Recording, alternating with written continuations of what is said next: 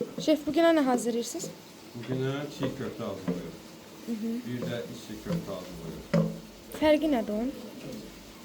Çiğ köfte biraz acı olur. İçli köftenin içində ət olur. Əziyyətli ətlər olur, göyərtilir.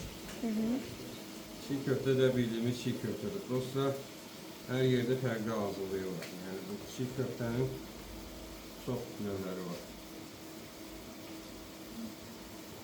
Çox vaxt ətlə də hazırlandığını deyirlər ki, Ətlə çiğ köftə. hazırlanır, ətlə hazırlandısa o 27 dəfə ət maşınından çəkilməlidir. Çiğ köftənin də öz, belə deyim, dişləri var. 1-dən 27-yə qədər. Ət qırılırsa o 1-dən 27-yə qədər çəkilməlidir. Deməli, biz buraya indi nə əlavə edəcəyik? Gördünüzsə bu bişirib, dəm alıb, hazırdır.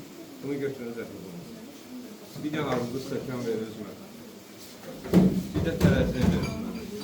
Bulgur incə bulgurdur da, hə? Bu bəli, incə bulgur. Tərəzini də verirsiniz, bəli.